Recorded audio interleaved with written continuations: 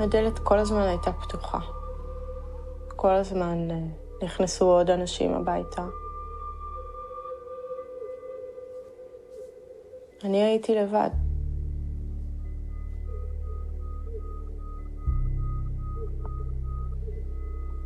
זה היה יומיים אחרי יום הולדת שלי, ובמקרר הייתה עוגת יום הולדת שחיכתה לערב, שחיכתה שאיתמר יחזור לשבת, שנחגוג.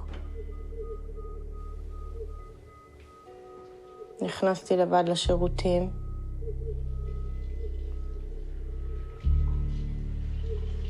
מאוד הרגשתי את זה, שאני לבד.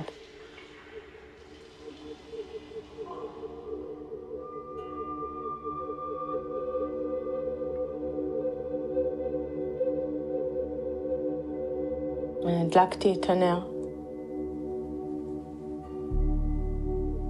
עצמתי עיניים. התחננתי.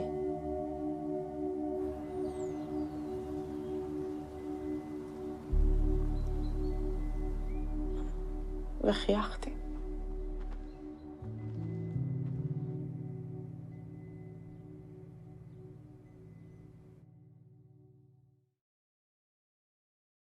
Hi, Hello, Tzili. everybody. Welcome to Tzuzamen. Hi, Tzip.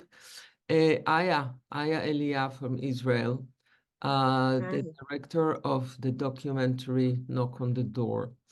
Just to explain a little bit for the people outside of Israel, Knock on the Door is something that is very rooted in the Israeli culture, unfortunately.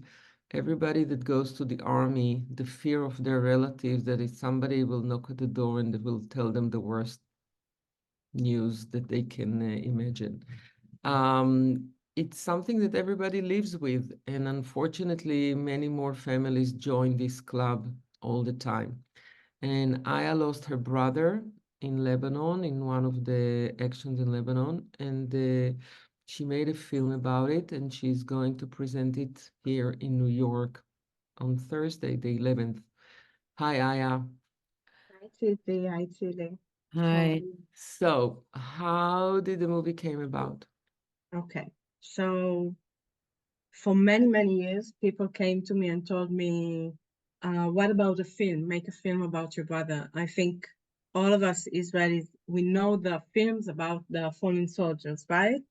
Because every year in Memorial Day, we sit and all the channels in Israeli television, they show one after another films about soldiers. And I think in most films, they say the words like they say, he was so unique. He was one of a kind. There was no one like him. And I'm saying it and I'm positive that it is true in all cases. But I did not want to talk about my brother in general terms. It was very, I say it was my brother. I held him in a precious, intimate place inside my heart. And every time someone suggested make a film about him, I felt like it would be to lose him to some, I don't know, universal language that I cannot relate with that private person. Was And he older or younger? he was older. He was 8 years older than me. He was almost my father. Not taking any credit from my very, very sweet father. And like 20 years after I lost him, I had a conversation with my best friend. It was just before Memorial Day in Israel. And this is someone I met when I was 16, so he never met Itamar, my brother. And then he just said like something, no, Itamar would never do that. And I was like, huh? What do you mean? And when we talked, I realized that he never met Itamar, but because Itamar's death was so public, and also he knew me and he knew things about Itamar from television or from the newspaper. He had like a certain structure of Itamar living inside of him, changing. It was a dynamic structure. And then like I could see, like I had the perspective to see that unique thing that bereavement has in Israel, where the individual and the universal, the collective, they meet. Right. Something very private and very collective, very public meet. And I said, that I can speak about. Not my brother. That I can speak about. This is something that we the Israelis know it very well because we are so small and so close, and it's one body, and everybody takes everything personally, and everybody knows everybody. And I don't think that outside of Israel they can relate to this or understand the feel, because I'm here for so many years in New York, and it doesn't touch you the way it touches in Israel. Nobody talks, it touches the people that relate to the person, but not to the nation. And in Israel, the nation takes it personally. Yes, but I think it's specific about like the fallen soldiers. You know, when I lost Itamar the same year, a friend in my class lost her father in a walking accident, something that happens all the time. And I remember going to the Shiva, and I said, like, where's everybody? There was no one there. And it was something also that I placed in some space of my mind, like, why does everybody came to the Shiva of Itamar and didn't came to the Shiva of her father? And it was also a question that was leading me when I was doing the documentary, think about, Israel is such ununited society. We can almost not agree about anything. But about the fallen soldier, we agree to be together. This is something we say, okay, this is us. So I also wanted to ask, like, can we do that in other subjects? Did you get any answers? Wow. No. And I also think October 7th made everything more bleeding. So even more, how would I say it, like urgent Right. to ask the same questions. Right. There's something, we say soldiers and we say army, but when in Israel we have a war, everybody goes to the army because the major part of the Israeli army based on reserve, and it's basically you finish the service, but then you keep coming to serve, and then you go to the war. So when somebody hears this is from everybody. And now with October 7th, it happened to citizens. It's not that these citizens didn't go to the army, but it really, this was a big hit in the belly. And it added on the layers of all the terror victims, over the years. And everybody's hurt. Everybody's hurt. Yeah. Tell me something. By the way, I'm writing now a script about a boy that is, not a woman, not a female, that is brother. Yeah, it's about 8 years difference also. Okay, was killed in a war, and what happened.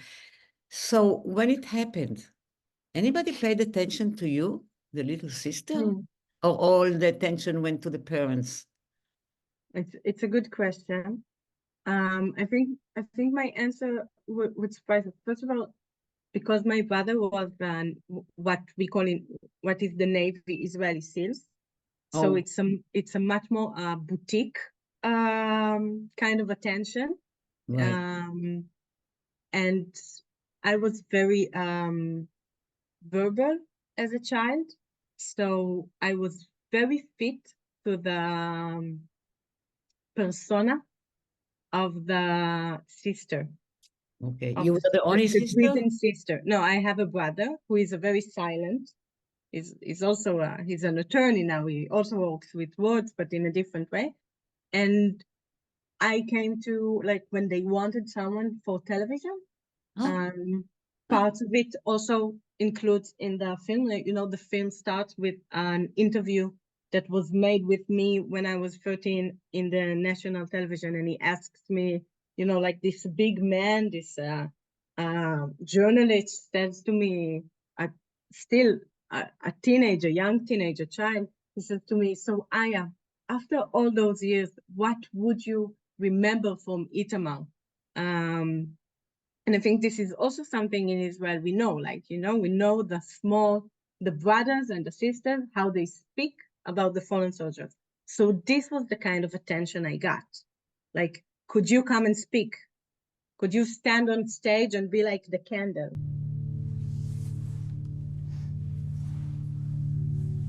התמונה של איתמר, איה, תהפוך במשך הזמן לתמונה דו-ממדית, שטוחה.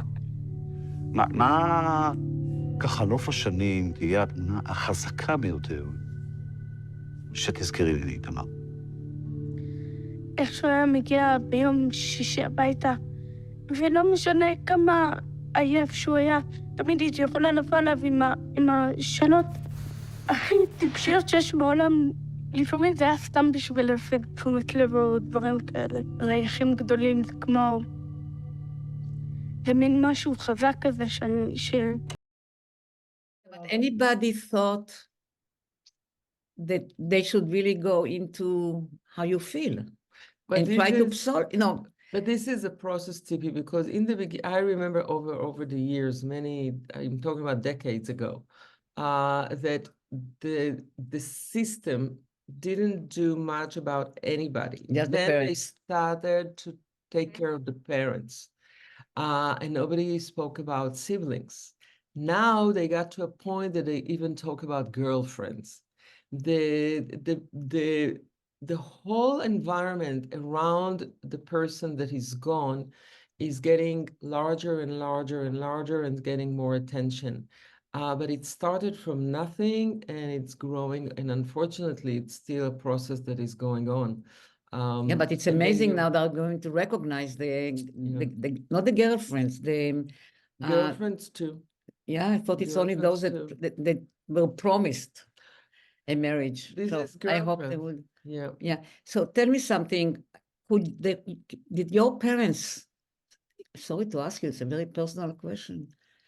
Did they have the space to take care of you? I used to say I still needed my parents and they were lost in their grief. I do think a lot of happened. There's a conversation between my father and I in the movie where I tell him a memory that I have from the first year. Like before Itamar died, my father, he was, like most Israeli fathers, coming back at 8 o'clock, at 8 at night. And he was something a bit foreign to me, like being there in the weekends, killing my TV time. And then Itamar died and he was home, and I think there was one night I really cried. I couldn't go to sleep and he came into my room. He opened the door. The name is knock on the door. He opened the door and he hugged me and he told me, cry, let it out. And that was in many ways the cornerstone of my relationship with my father today. But with my mother, it's different. I think when I was 13, I still wanted that very naive, very infinite need to look at my mother and see how I make her happy. And she was unhappy, not because I wasn't sweet or worthy of being happy in, because she was unhappy and it was a long process for me to understand. Right. Every family and every person grieves in a different way, but there's one common thing that it takes over. And it takes over in different ways and everybody handles it in a way that they can survive it and still go on. But when you went from home to talk to these people, what did you find? Like, what thread did you have that everybody had in common? you talk about the casualty officers that inform that gives the message to the families. Yeah. So you spoke earlier about how this October it was citizens, and something about the bereavement happened to all of us in Israel. So when I went from door to door, when I decided to start the film with knocking on the doors of the people that their job is to knock on doors wearing uniforms. From outside the door, not From in. outside the door. So I came into their family home and sat in their living room. I felt this is something that I know about bereavement, and we do not see that it's everywhere. It happens everywhere. It happens to all of us. Those are people that live the grief day to day by their choice. I live the grief day to day because of destiny. But in some way, this is who we are.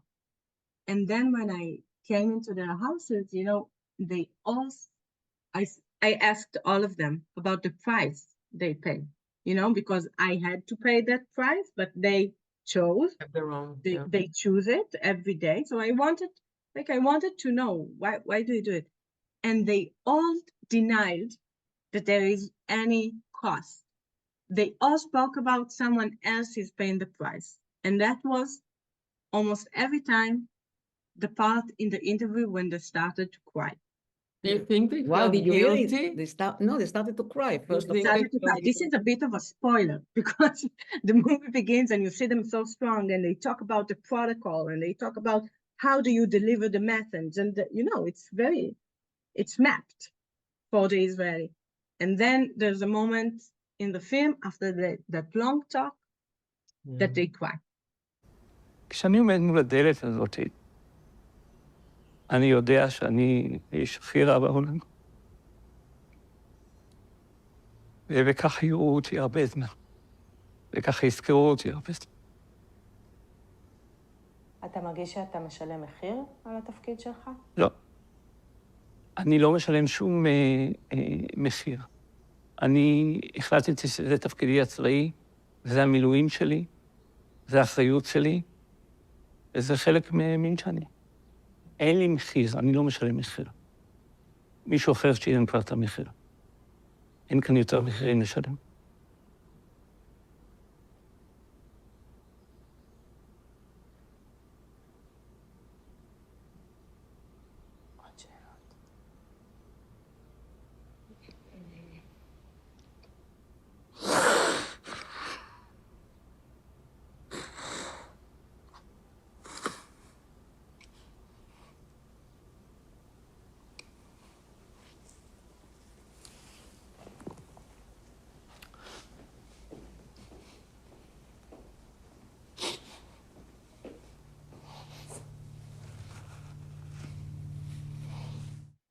So, were you angry? So much for so long. Really? So, how could you channel it? In the movie or before that? Life. No, I think in the beginning I was not angry, or maybe I could be angry about my closest circle. I was a very angry teenager. You could see it on my face and the way I dress and everywhere. But like about like the system or the society, I used it. I went to talk on stage, I went to talk on TV, and then I would be even more at ease because I had like I had a part. Like I know what I have to say. I had lines, you know, I had lines to say. And when I was off stage, I just had to meet that chaos that is grief, that we all know about grief. But then I went to military, and because of so many things going wrong, like not intentionally, I ended up in my brother's unit. Wow. Okay, so I'm a younger sister, and so this is the second time in my life that I have to make something that was Itamar's home, my home. Sure. And I went there, and I think I expected to meet a lot of Itamars, or in general, to meet my brother who I missed for like 5 years at the time. And there's always a gap, you know, and it was not Itamar, and not only it was not Itamar, it was in many ways like things I cannot associate with Itamar. And also I got to know more, I had more information about the specific operation where my brother died. And then I had like, you know, there's a point in the movie when I speak with my mother. It's a movie that says, doesn't use a lot of words, but there's one moment when I asked my mother, what did you think after Itamar died? And she said, I thought about my boy. And I said, what did you think about him? And then she said, I felt, where is he? Why to send a child like this? Why to send, this is all she says, right? She's not given a long speech. And I think when I was in the army, I started to think about the cost. I was raised, like I think I was 6 years old when I asked my father, what would be when I would be 18 and I have to go to the army. And then he told me, we hope that until you would be 18, you would not have to go to the army. We heard it. All Israeli, Yeah. doesn't matter which decade you were born, we all hear that. And when I was in the army, I started to think, okay, what are we doing to help to make that promise? We hope you would not have to go to the army. What are we doing for that? Nothing. Do we just say it to our children? Yes. So that was a moment when I broke. But I did think that in the early days, they really believed in those words. Today, Of course. everybody knows it's not No, true. this I think also my father believed it. sure that today also they believe it. We believe it. You cannot. But we do not recognize that we do not follow that sentence. We say it, but we don't don't do add anything. actions. We don't take action. Yeah, but I think that in the last few months,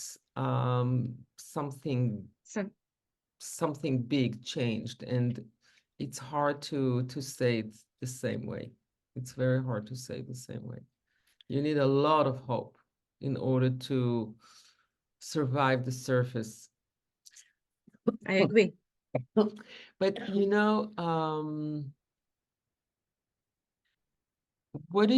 how did you feel that the society in general in Israel changed over the years in terms of handling it? Because I don't know that people were aware of how many people are involved when one person gets killed, how many people, circles and circles of people are getting, are touched by this and on different levels. It's like hand grenade that when it And it's like growing and growing and growing, and it's piling up to really a big effect. And I don't know that people were aware. I think over the years, there are more and more, also around the wounded, because the wounded, it takes even, there's so many people involved and for so many years. What changes do you see in the Israeli society over the time? Well, there are changes about the system. You spoke about how now they also they think about the girlfriends.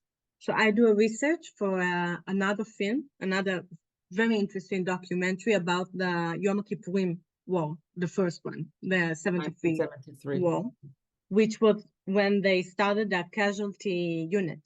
There was no casualty unit until then. 73. And I spoke with a lot of, it's about the women. It's about the women in the neck, in the back line.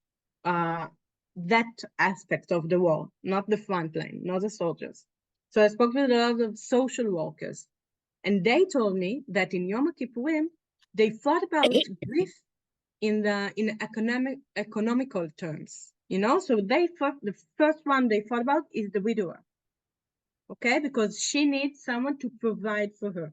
This is how they thought about grief, like money-wise. And I think at the 80s and 90s, after we had the casualty unit and they had more experience in the field, with families, they started to understood like the grief of the parents, like Tzipi talked about. This was very, and I do want to add here, it is a different grief. Yeah. To be a brother and to be a parent and to be a girlfriend, it's different. I think when you're a brother, it changes if you're a child or an adult when it happens to you. Okay, so, and I think like late 90s, Tzipi, when I lost my brother, this was when they started to think about sisters and brothers. It was something that started from the citizen. I remember Yair Lapid wording something about his sister. He lost his sister, and about that the gravestone of the IDF soldiers. Yeah. They did not mention the brothers and sisters. Yeah. And just then they started. Oh. Like on the gravestone of Really? my brother. Yes. I didn't know that. There's the name of our parents on the pillow, like the headline, what we call the headline. And like in the last line of the headstone, there's the name of my brother and I. Amazing. It I took didn't know. time because, I think they started to support the parents in the beginning of the 80s, in the early 80s. They started to support the parents. And the siblings were left, a little bit alone. And then, well, it's spreading and spreading and spreading. Did you find yourself ever have the need to criticize your parents? I think, every child has a point that he needs to criticize his parents because it's part of growing up. How would you defer yourself from those people if you don't criticize them? So in my life, I lost my brother. So it was, included in the criticize. But today, I feel like, I'm so at awe with that life experience of losing a child. Right. Even in the, in the relationship, Tzili said, every family grieves differently. Right. Every person grieves differently. When Itamar died, I grieved in one way, my father grieved in another way, my mother grieved in another way, and they had to keep their relationship in two different griefs. So I'm so amazed of their ability to go on that I do not feel there's any room for criticism at all. I do not feel I can criticize someone else with. Yeah. So what insights did you get from the film? From the film? About people, about humans, about life, about God, about meaning? I would say two things. Maybe I start at the end of your question. At some point of the movie, I speak with a casualty officer, which is not a notification officer, but someone who goes through families. She's a woman around my age, and we sit in Mount Herzl between all the graves. And she asks me a question. She's the first one of the military that points a question to me. Wow. And she tells me, I knew about Itamar's death because it was a very public death. He was also missing. His body parts were held by Hezbollah almost a year, so it was a long time in the media. So she said, I knew about it before I met you, and then I met you. And I thought, you are an artist, regardless to Itamar's death. But if Itamar wouldn't died, what would you make a film about? Wow. And I was not ready for that question. Yeah. And you see me there, I shut up and I think, and I mapped my mind, searching for the answer. And then I tell her, I do not have a life where I don't lose Itamar, not even in my imagination. Wow.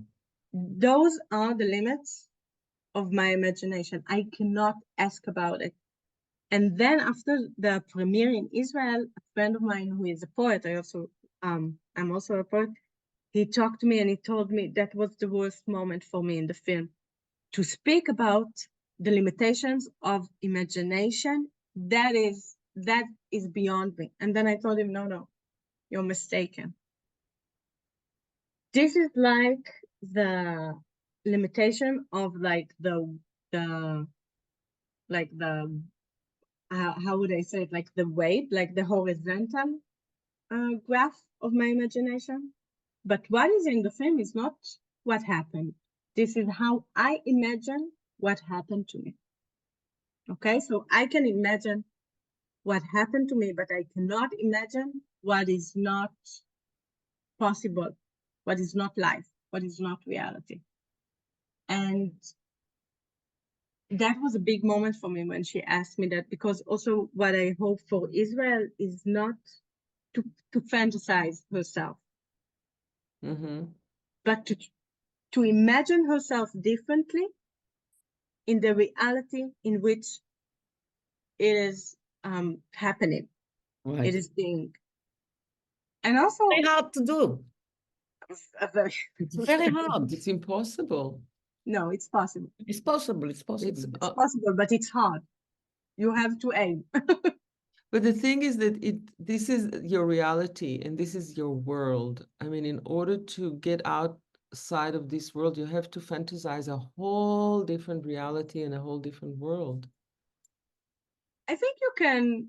It's almost like reconstruct you would reality. like to have a different reality, and then you can imagine what you would have liked if not. But it's there. This is everything. This is the base of everything. I do hope, and I do feel like you can take the different parts that makes your reality and compose them in a different But, way. you know, it's like almost like somebody would ask you, what if? What if? We don't know. We don't know. You can only imagine. We have to do it all the time, by the way. You know, when I teach, this is something I tell my student. Almost every class, somehow it comes up. You have to stop, you know, once in a while and ask yourself, what if? What if? And the what if is on many levels. But the first one, the moment, what if I'm wrong? Yes. Right? So I think the what if is basics in order to grow. But there are two different kinds of what if. What if it's happens like and that you have no control, and what if you do have control? What do you contribute to the what if? Well, Which is a very different but there is side. control. She has control on where she's going, Yes. and what Her she's doing in the light of Itamar death. Yes. That's Yes. true. Exactly. No, there is no meaning to his death. Exactly. No, of course. I'm sorry, I don't know what's wrong. Never mind. I want to say another thing that is important to me, if it's okay, Sure. about what I found out from making the film. You know, I began with a lot of criticism, maybe only criticism, about the technicalities of the bereavement in Israel. This is what I wanted to show without saying it. Like, tell me the protocol. But I think, and definitely after October, but I realized that Israel is also a society that took the time and the effort to think what we can do when someone loses someone.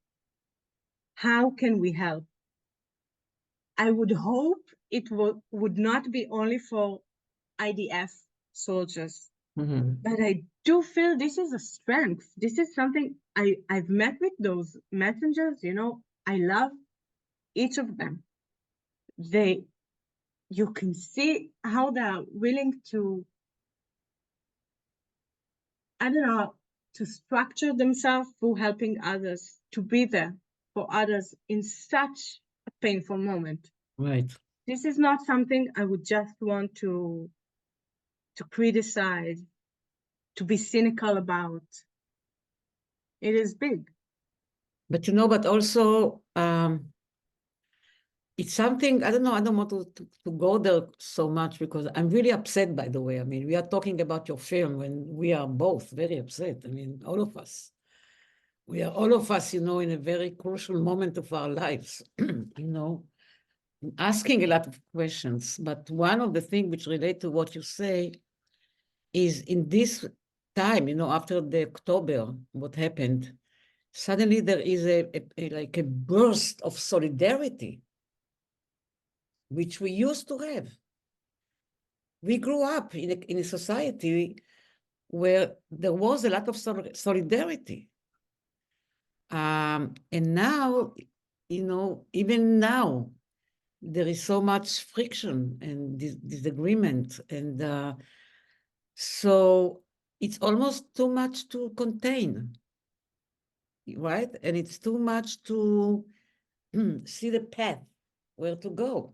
I think even when it comes to, we are so divided, and each half, and I'm very generalizing, the grief is different because Right. it comes out from a very different point of view, and each side has its own way to express it or to handle it or to live with this. And unfortunately, we all know too much about this, and the way that people hold themselves above it in order not to sink. And it's fascinating to see it, but you cannot really understand unless you're in that position. And there's always this gap that you're looking at it from the outside and not from the inside. Right. And it changes the whole world 10 times. Yeah. And it's also, it's very scary to think that maybe Itamar or everyone else who was killed will be forgotten. This is something which, but I had a friend that she lost her child. He was the same age, but he was, he was sick, yeah. And she told me about him. And then I told her that, you are so lucky to have such a present. So at that time she reacted so, wow, right? But then I don't know how long can you sustain this thought? Because the religious people can say, God gave you and God took it away, and bless God, right? But I don't know if I could say it. I think it's a different position to say something and to feel something. Mm-hmm. And I feel like my father is he's not religious, but he's a believer. And I think many times he doesn't feel he had a present, but then he can turn to that sentence, and that's just to hear that in like the ecosystem of his mind. Right. And also I think you gain it, you lose it, you search for it, you find it. It's not a static state. It's not something that you can own like an object. And we are now, I agree with you, we are now in a moment of chaos and pain. And I don't know, like, maybe you can help me. How would you say cheshbon nefesh? Yeah, soul searching. Soul searching. This is the moment now. Right, this is the moment now.